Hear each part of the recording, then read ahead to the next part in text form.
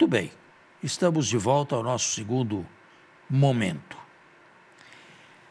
Diga. Desculpe-me de novo voltar ao ponto, que para mim é claro, mas talvez o telespectador persista, porque então o senhor nos trouxe o ponto do exílio como uma espécie de divisor de águas entre o antes e o depois. Como se antes Israel não tivesse capacidade de ter uma mínima literatura.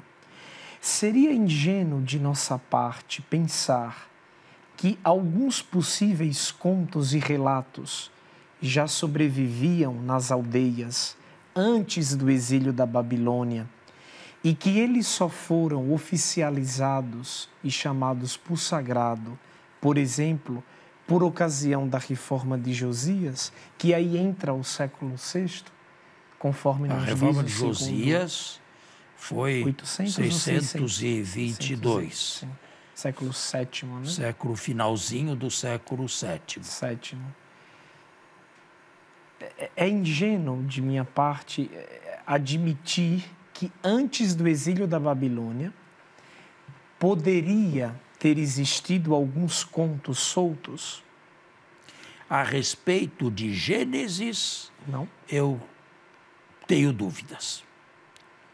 A respeito de outras épocas, digamos, eu preferiria falar em estado oral, estágio oral, não ainda, a famosa tradição, não ainda em estado escrito. Antes do exílio, devia ter alguma coisa do Deuteronômio, não o Deuteronômio completo, alguma coisa do Deuteronômio, um Ur-Deuteronômio, como se diz em alemão, um Deuteronômio primitivo. E alguma coisinha, não é? Aqui, ali e lá, alguma tradiçãozinha, mas é difícil dizer o que e como. E provavelmente tudo isto num estágio ainda oral. Mas a respeito do livro do futuro livro do Gênesis, eu duvido que houvesse, antes do exílio, alguma tradição já consolidada. É interessante porque o senhor usou a expressão futuro. Então, isso significa dizer que uma leitura inteligente deste livro, por exemplo, ela tem que ser feita sempre de modo retroativo? É lendo e escrevendo hoje que o judeu imagina o seu passado? Estes livros foram escritos depois de duas grandes catástrofes, de dois grandes terremotos. Israel em 722 e Judá em 587. Reino do Todo Norte, esse Pentateuco reflete o coração de uma comunidade exílica. Agora, num terremoto, isso aqui é um simples, vamos chamar aqui um simples metáfora. Num terremoto,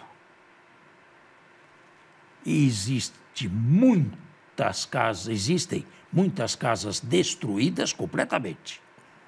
Existem casas que foram parcialmente destruídas e uma outra peça, uma outra construção que sobrou em pé.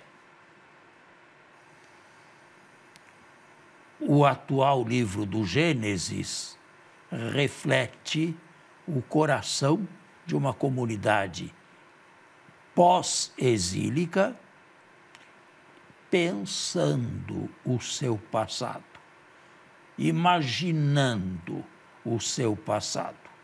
Mas esses capítulos os futuros capítulos da criação, não podemos nem chamar isto aqui de capítulo, porque ninguém imaginava que estava escrevendo um livro, né? Esses aqui são da época, ao menos o primeiro e o segundo, da época do exílio. Bem, eu dei o pano de fundo da composição deste primeiro capítulo. É uma réplica judaica, exílica, contra uma religião triunfalista, que era a religião de Babilônia. Isto mais tarde. Este escrito, que é um escrito de oposição, e parece que a polícia de Babilônia não viu nada de terrorismo nisto, porque deixou que circulasse. Este texto, mais tarde, foi juntado a outros textos, a outros contos, a outras tradições, a formar o livro do Gênesis em duas partes. Uma primeira parte dedicada à criação, que seria uma espécie de chão para introduzir Israel, porque senão Israel teria vindo de onde? Não, Israel veio de um conjunto de povos. Era preciso colocar um chão, era preciso um horizonte.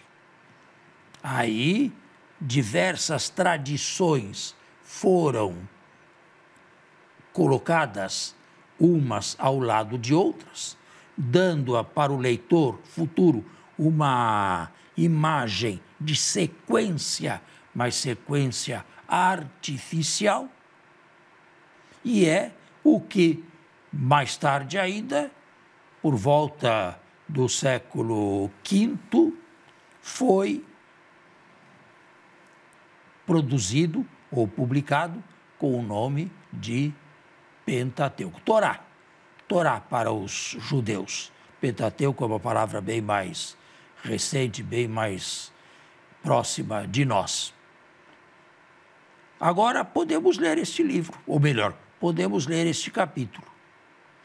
Ô padre, ainda falando sobre o livro, o leitor, mesmo desprovido de teologia, se algum dia já o folheou, pôde perceber que nele existe muito a palavra gerações, o Toledote, né?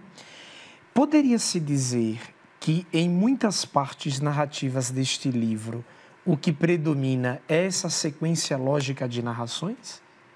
Esse é um termo tonificado na obra, ou ele não é o essencial da obra, ou ele não é o núcleo da obra?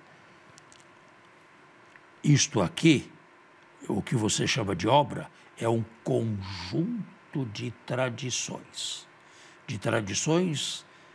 avulsas na sua gênese e no seu estado inicial. Elas foram colocadas ao lado umas das outras através do artifício literário de gerações. A ossatura do livro do Gênesis são as gerações. Isso se pode dizer, mas isto quando o livro, a partir de tradições soltas e avulsas, foi compilado e foi escrito. Mas quando a gente hoje consegue unir as tradições, é possível perceber contradições nelas? Ou elas passam a impressão, incoerências, tensões, ou elas passam a impressão de uma coesão lógica, uma que segue a outra? Não passam. A costura, chamemos-la a costura literária, de uma tradição, de um texto em outro, às vezes deixa a desejar, do ponto de vista da coerência. Por exemplo, Caim mata Abel e depois tem medo de ser assassinado por alguém. Mas quem mais existia? Mas aí eu posso levantar uma chave hermenêutica. Não. O Criador existia. Os dois textos não eram absolutamente sequenciais. Foram juntados, foram criados. A história de dois irmãos, de si, nada tinha a ver com o parente, com os pais. Era uma história de dois irmãos e acabou-se.